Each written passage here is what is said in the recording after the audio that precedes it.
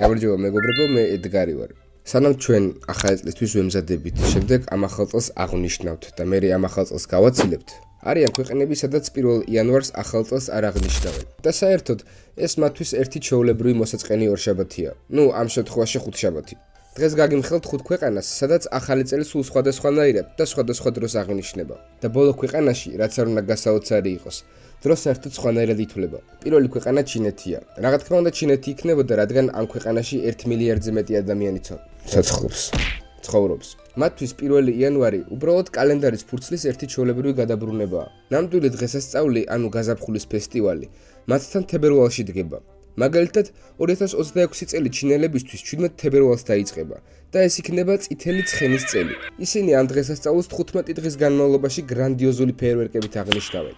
Nice. მეორე ქვეყანა ირანია. ირანში ახალი წელი, ანუ ნოვრუზი, გაზაფხულის ბუნიობისას 20 ან 21 მარტს დგება. ეს 3000 წლოვანი ტრადიციაა. 1 იანვარს ირანში შეიძლება სამსახურშიც კი დაგიბარონ, რადგან მათ თავიანთი მზის ჰიჯრის კალენდარი აქვთ და ჩვენი ახალი წელი სულ არ აინტერესებთ. მესამე ქვეყანა ისრაელია. ისრაელში ახალ წელს, ანუ როშ ჰაშნას შემოდგომაზე ხვდებიან. 1 იანვარი აქ ოფიციალური დასვენების დღეს კი არ არის. ერთადერთი გამონაკლისი ჩვენებური საბჭოელი ემიგრანტები არიან, რომლებიც ამ ახალ წელს ჩუმად აღნიშნავენ. მეოთხე ქვეყანა საუდის არაბეთი.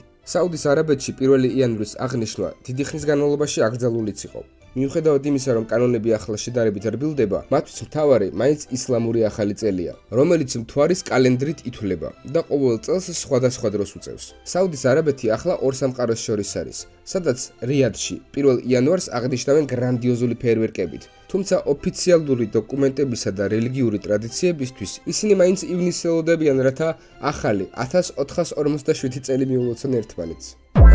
და ყველაზე უცნაური ეთიოპია. აქ ახალ წელს 11 სექტემბერს ხვდებიან, მაგრამ ეს ყველაფერი არ არის. ეთიოპიური კალენდარი ჩვენსას 7 წლით ჩამორჩება. ანუ სანამ ჩვენ 2026 წელს ხვდებით, ეთიოპიაში 2018 წელია. რა მოხდა 2018 წელს? დონალდ ტრამპი და კიმ ჯონგ უნი პირველად შეხვდნენ ერთმანეთს. საფრანგეთმა მსოფლიო ჩემპიონატის ფინალში ხორვატიას მოუგო. საქართველოში პირველი პრეზიდენტი ქალი, სალომე ზურაბიშვილი აირჩიეს. და მსოფლიომ ჯერ კიდევ არაფერი არ იცოდა COVID-19-ის შესახებ. მინდა რომ 2026 წელს 50000 გამომწერი გყოლდეს და გთხოვო რომ არ დაგავიწყდეს არხის გამოწერა. შენ არხი გამოიწერე და მე პირობას გაძლევ რომ ძალიან მაგარ ვიდეოებს შემოგთავაზებ.